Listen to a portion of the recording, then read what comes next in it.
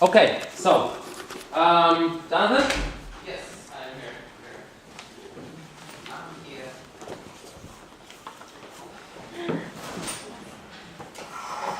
So let's start with the introduction. Okay, several of you asked me some questions when I was chatting with you in the kitchen. So let's address that first. And then if you have some more questions on general Yiddish topics, then we'll address that. And then we'll go into idioms and other expressions in Yiddish. Really cool stuff that you can learn. Okay, so first of all, the background. Where did Yiddish develop and how did it develop? Okay, so briefly, Yiddish started in Germany. Okay, the Jews, after the destruction of the Second Temple 2,000 years ago, they were exiled mostly to Europe. Okay, Rome, of course, was the one who destroyed the Second Temple. And so the Jews made it into Europe. They wandered from country to country over the years, but it was mostly in Europe. And so Europe at the time was called Ashkenaz. So Ashkenaz is a term that appears in the Bible. And no one knows exactly what that corresponds to, like what the original writers of the Bible meant by Ashkenaz, but it is commonly thought to refer to Germany. Ashkenaz is translated as Germany.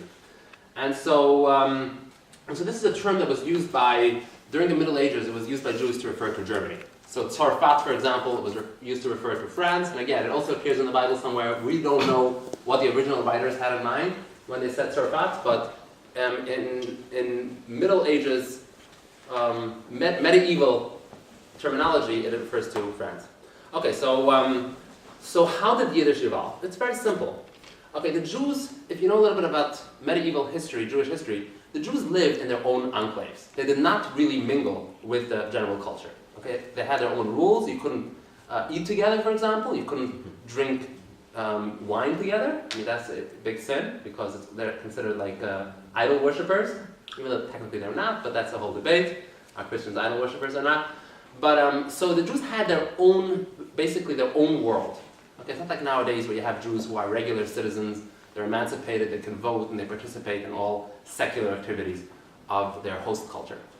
So as a result, they developed their own language. Now, what do I mean by their own language? It means they take their host language and they adapt that based on their own religious traditions and their religious texts, and that's their own language. And that's exactly what happened with Yiddish. So they took the German language, okay, they interspersed that with some Hebrew, okay, which is the language that the biblical language that they had, and they added some Slavic terms in subsequent years when they moved east, right? They were expelled from various countries over the years, and so ultimately they were kicked out of Germany. I don't know exactly the years, but it could have been something like 17th century, 18th century, or such, maybe earlier. And when you enter like the 18th century after the emancipation, there were very few Jews who were still living in Western Europe. I'm talking about, okay, maybe I'm not saying this right. It's not exactly true, but no, it refers to in earlier years. It must have happened earlier. They were kicked out of Germany. It must have been much earlier, something maybe 14th, 15th century, I think. Does anyone know? I think it's even before that. Even before that. Like in the 10th or 11th century, one of the explosions. One of the explosions, yeah. Yeah. So at that point, I mean, like going into World War II, for example, we know that most of the Jews lived in Eastern Europe. Okay, so how that exactly happened, like over the years, they shifted more and more east to Russia and Poland and those countries. So as they shifted east, they started adopting Slavic terms from the Slavic languages such as Polish and Russian, and it entered the language. So now you have Slavic, Hebrew, and German, and that's what makes up Yiddish. Okay. Now, somebody asked me about the vowels, how Yiddish is written.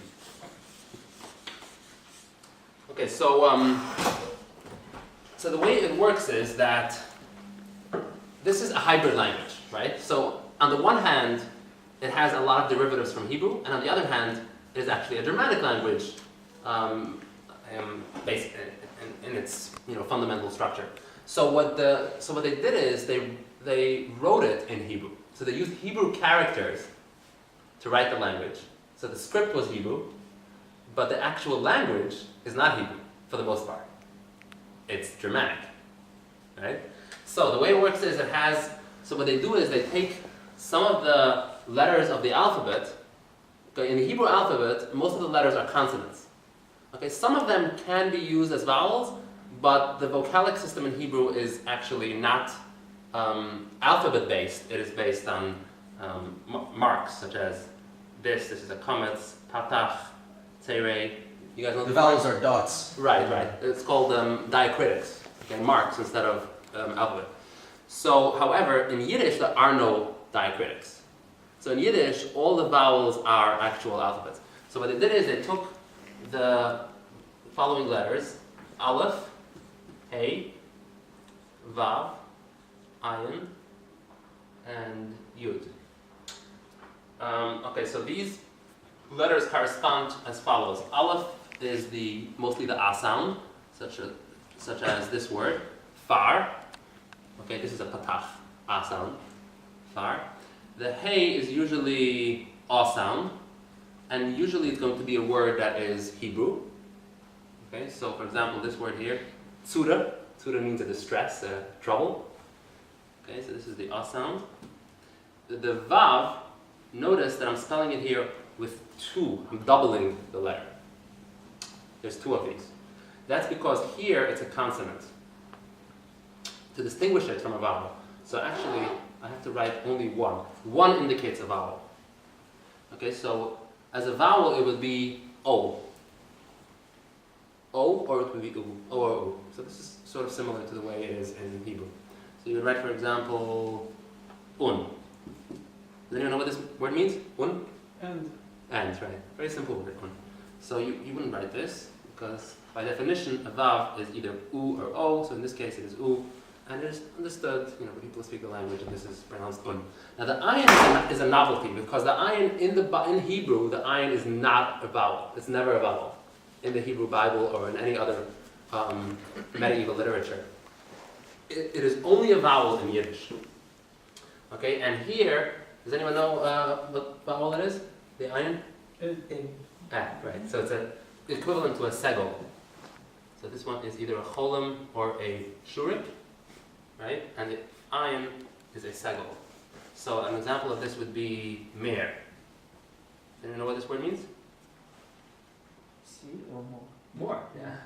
More. By the way, Yiddish is a very easy language to learn. If you know any Germanic language, including English, right?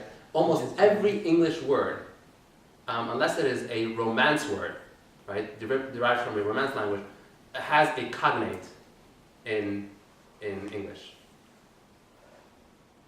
Okay, and if you want to ask me questions later, go ahead, and I'll find you the cognate. Seriously, you can challenge me. Okay, so the ayin is and the yud is of course e. So you would say, for example, mir, which is me, myself. Double yud is I or a, depending on your dialect.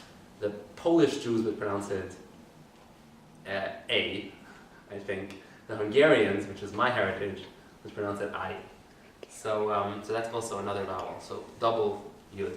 The double yud is a vowel. Single vav is a vowel. Okay, remember that. A double vav is a consonant.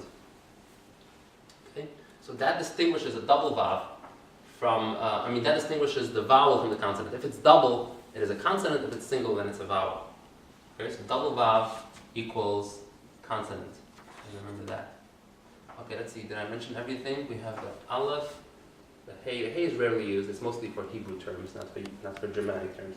That's mostly the aleph, the vav, the ayin, the yud, double yud, and I think that's it. Okay, so that's the vowel system. So again, so we're using Hebrew. So it's a little ironic. I think that modern Yiddish-speaking people don't really fully grasp the fact that the language we're speaking is not native. It's not really a Jewish language.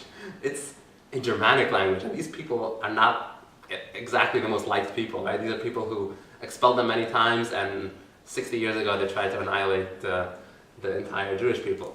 So, but they feel like it's been so internalized over the years that they feel the language is theirs. I mean, this is Jewish. And they think of English as this foreign language, right? This is like the Goyish language. This is, by the way, a very good Yiddish term, Goyish. Goyish means Gentile, right? But when they speak Yiddish, oh, that's like so Heimish. Heimish is like homey. You feel very comfortable with it, right?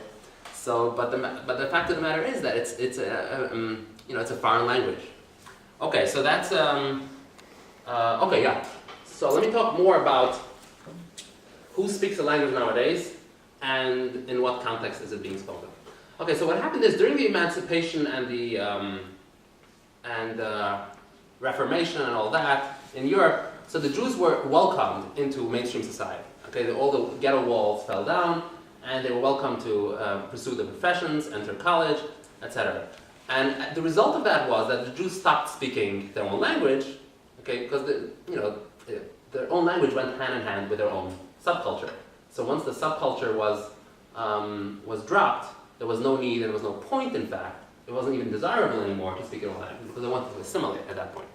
And so most of the Jews, especially in Western Europe, where the Enlightenment was strongest, so the Jews dropped the language and they adopted the host language, which would be either German or French, or there weren't many Jews in England, but whatever host culture they lived in. So the exception, of course, is in Eastern Europe. So in Eastern Europe, the Yiddish language persisted for many more centuries, up until after the Russian Revolution. Okay, so we're talking in the 20th century.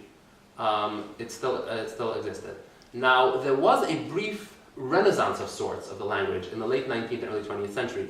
And that's because at that point, many of the Jews in Eastern Europe, even though they were much more traditional than their Western counterparts, right, who were almost completely assimilated, right, nonetheless, they still had a certain affinity for their heritage. They didn't want to drop it all. Like in the West, they were much more eager to, who cares about our past? Who cares about religion? Like in the East, it was more like sort of taking religion and taking certain aspects of it. Like, for example, the whole concept of Zionism, right? Is Zionism a secular movement or is it a religious movement? Right? It's not exactly a secular movement, right? Why would you want to go back to Israel if you're really, really secular, right? So and this is an Eastern movement, by the way. Zionism is completely an Eastern movement. Herzl happened to be from Austria, but he appealed to Russians and Russian and Polish Jews, and they were the ones who basically the founding fathers of Israel. So there was a brief period, late 19th, early 20th century, where many Jews adopted the Yiddish language for secular purposes. Okay, so they insisted on using their language. So this was a time of nationalism, right? Ethnic pride. So they say, okay, we don't have to be religious, okay? But at the same time, we don't have to assimilate either, right? So we can use our language to express ourselves. And so there was a flourishing of literature, Yiddish literature, that was not revolving around a religious theme. Now this is a novelty. Okay, this is a novelty because during the Middle Ages and in modern times, in ultra-Orthodox and even Orthodox circles, you're not going to find literature in Yiddish or in Hebrew that is not religious. Okay, you're only going to find religious literature unless it's designed for children or women. We're considered feeble-minded, so okay, they can read stories. They can read the stories. But for adults, for men, no. If it's worth reading, it should be religiously themed.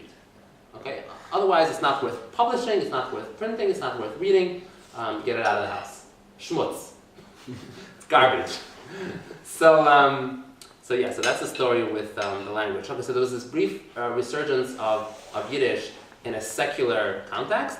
And then, of course, what happened subsequently, you guys all know. So all of these Russian Jews who were, like for a generation or two, they stuck to their guns, right? We're going to speak Yiddish. We had the secularist movement. But then in subsequent years, their sons, it's just empty. Like, what? Why should I stick to that? I mean, what's the point, right? So it loses its allure over subsequent generations. So nowadays, all the descendants of the Russian immigrants, for example, in the United States, and millions of them arrived in the late 19th, between 1880 and World War I, 2 million to be exact. And so virtually all of them speak English, and they have virtually no grasp of Yiddish anymore.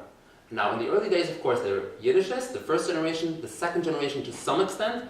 There was a famous paper, I'm sure some of you have heard of it, Vorwärts, right? The Vorwärts. Vorwärts had a readership in the hundreds of thousands. It was printed daily. Nowadays, it's I think it's weekly, and they have a very small section in Yiddish, and nobody reads it. It's just like for old time's sake. Right? But back then, it was printed daily, and it had hundreds of thousands of people. I don't know the exact number. I think it was like 250,000 people, 250,000 readership daily. That's an incredible number. And so this just shows you how remarkably the Yiddish language declined over the years. Now there actually is a weekly Yiddish newspaper. It's more than one. But nowadays it only serves the ultra-Orthodox circles, which is, by the way, the community that I grew up in. Okay, so you have, for example, the Yid, which is an ultra-Orthodox paper. There's the Blatt, the Zeitung, but they have a readership of, let's say 20,000, worldwide at best. Okay, more likely it's something like, they all exaggerate their readership, but I estimate that it's approximately something like 10,000 each. So let's say all of them together combined might be something like 30,000. They sell 30,000 copies a week, and it's published weekly. Okay, so these papers, most of the articles in them they're either news. They don't have a lot of cultural articles. Okay, you're not going to have, for example, opinion that is not religiously themed. Okay, so you're going to have either secular news like Obama did this and that. That's actually very cute reading it in Yiddish. You guys should try it out. And also the concept of separation of opinion and fact, of course, doesn't really exist, right? So it's actually amusing reading it. But it's not really overtly. They're not going to overtly, insert opinion. But it's just, you read the subtext. They don't have the professionalism that you see in New York Times, where every word is measured, and that, what I'm saying? So it's cute reading it. But anyway, so that's one genre in those papers. But the other genre would be religiously themed, such as you'll have Parshas HaShavua, the weekly portion. So you'll have something on that. And of course, the weekly portion section is always going to be very firebrand. The Satmar version, the ultra-Orthodox version. It's not the stuff that you hear, the Bar Torah in Kehilat Beijing. It's not that sort of thing. And then, what else do they have? And they have then Sipur Tzadikim. Okay, this is also a very popular genre in ultra-Orthodox circles, which is telling tales of the righteous. Okay, so these tales are, of course, between me and you, they're all just fictional.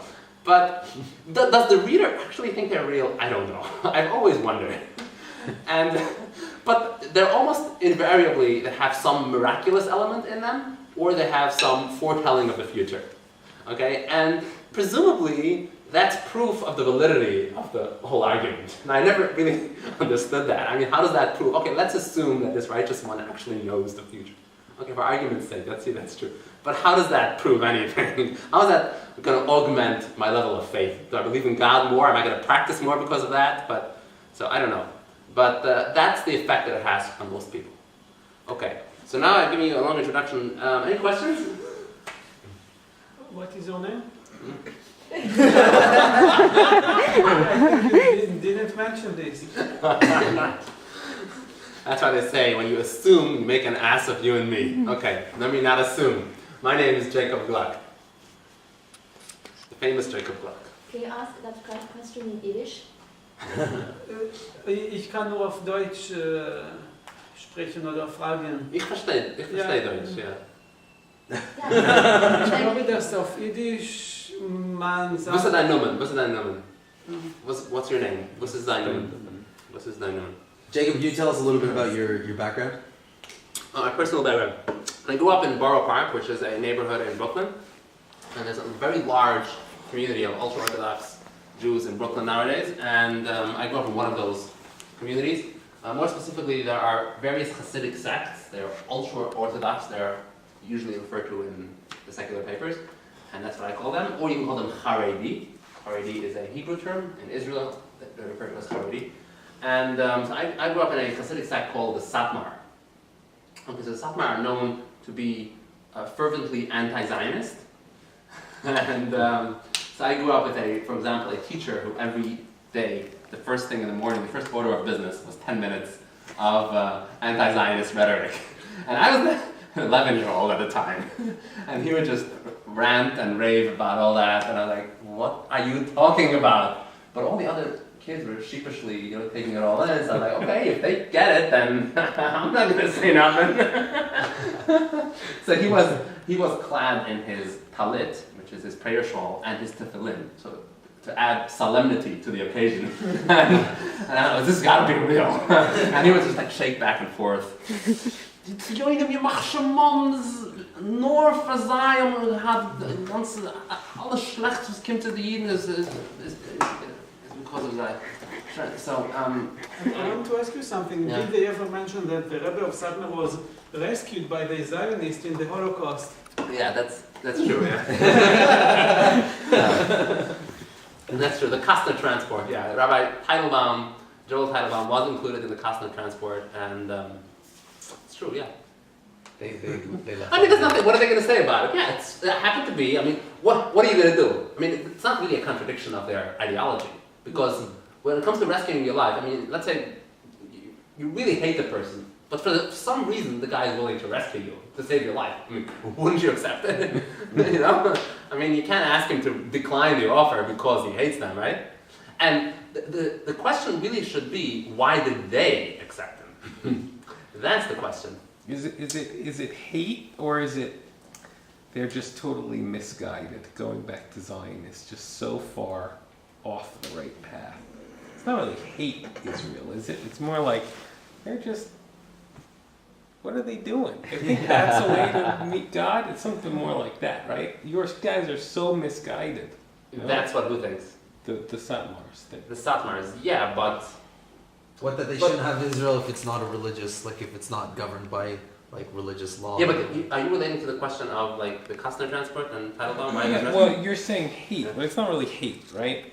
No, he's going back to He was- basics, like why the Satmars are so anti-Zionist. Oh, go like that. Okay.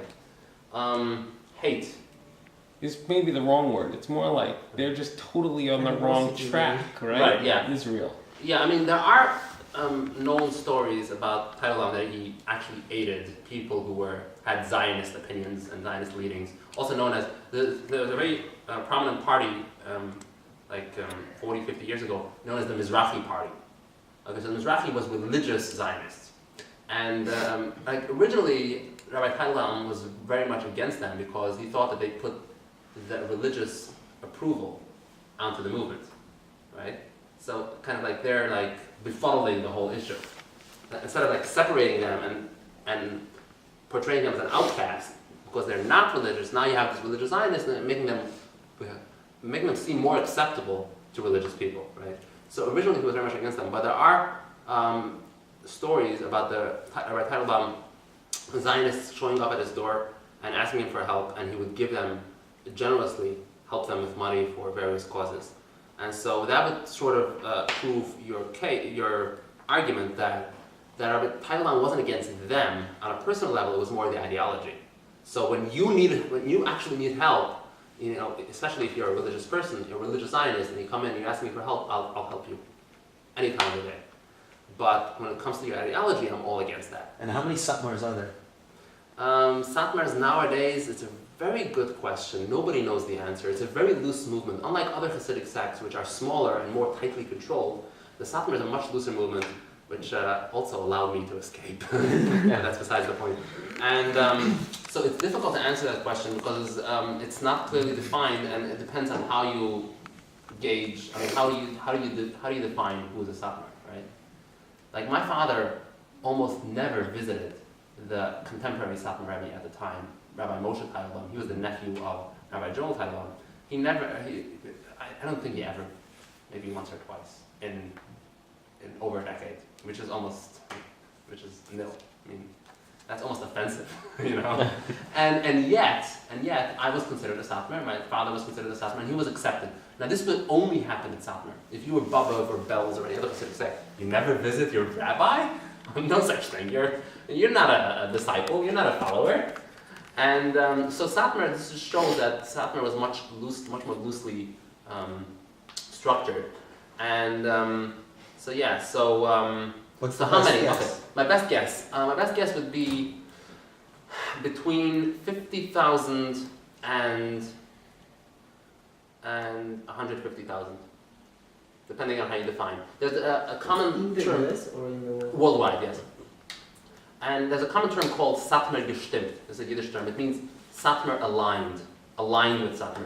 So there are some people who may also be supporting or admiring other little rabbis, but when it comes to major issues or major contentions, they side with the Satmar Shitta. Okay, Shitta means opinion.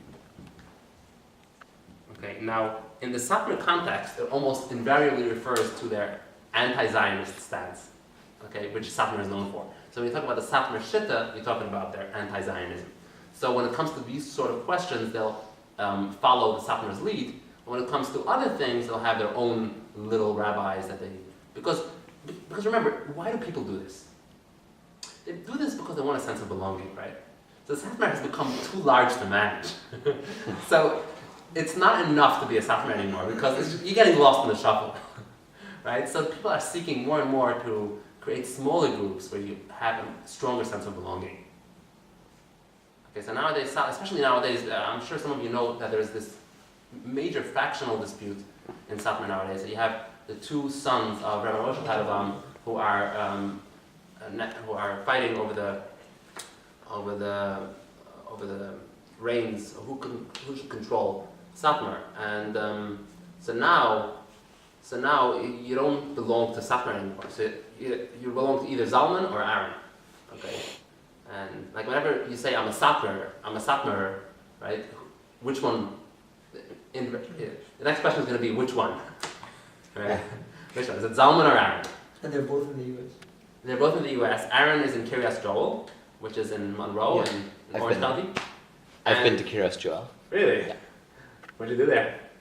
Well, I have a friend who lives in Orange County, New York, which is very close to there. We both are very curious about the Satmars and about Hasidic Judaism in general. So we just went through, we drove, we had lunch, we said hello to people. Yeah, and I remember, I think you told me that once. Yeah. No, I'm really glad I got to go because I knew nothing about the Hasidic Right. community. Yeah. And it was nice to see how they live. And they all have a lot of children, so they're building more and more housing, and they just dominate this whole town. It was kind Right, of cool. Yeah, I actually just read today that 90% of the residents in Kiryas Joel speak Yiddish. Wow. Listed in their census that they speak Yiddish in their language.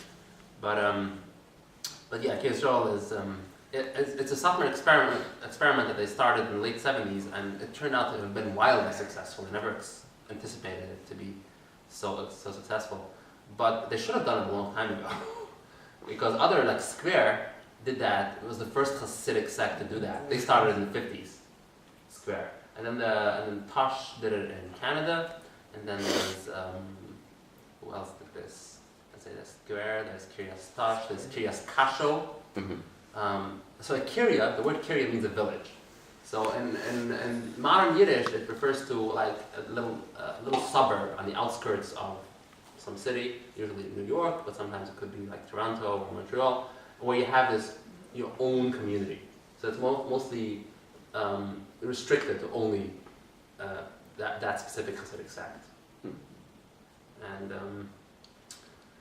so Satmar's Kiryas Joel was very successful, in part because it was close enough to the city, and it was a very large Hasidic sect, so you have a lot of demand for housing, and you have large families, of course, there's birth control, but the poverty rate is also known as, I'm also not mistaken there, that it's the poorest village in the country. Are they against working, like combining work and It's study? not that they're against it, it's that they don't have any skills. They don't go to college, they don't go to high school. When you grow up, what are you going to do? You can be a teacher in the school system, like an internal school system. You can be a chef in the school system. You can be a bus driver. I mean, what else are you going to do? I mean, you can be a merchant. You can be a grocery store owner. Okay, let's see, what else can you do? How do they study English, or They don't study they don't English. study? No. So you can be 50 or 60 years old and you don't have to know English. No, they don't have to know English. They in practice, they know a basic English. by virtue of just living in the country and having to do business here and there. But they don't.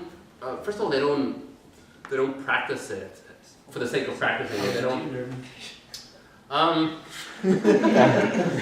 Well, that has to do with my whole trajectory in life, leaving the community, etc., etc. But I can assure you that when I left, Your mother tongue? yes, And for how long?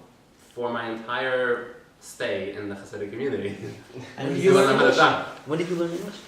Okay, so when I left, which is at age 19, that's when I started really putting emphasis on English. Up until then, English was considered like this secondary bastard language that you only use when you really have to. By the way, talking about this,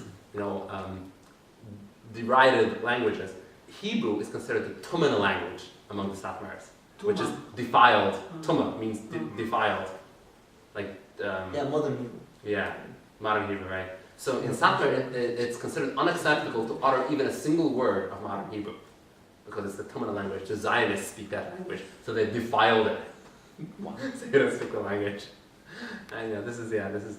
By the way, the Satmars also don't go to the Wailing Wall Because it's occupied by the Zionists. because it was liberated by the Zionists. So when you go there, you're like acknowledging your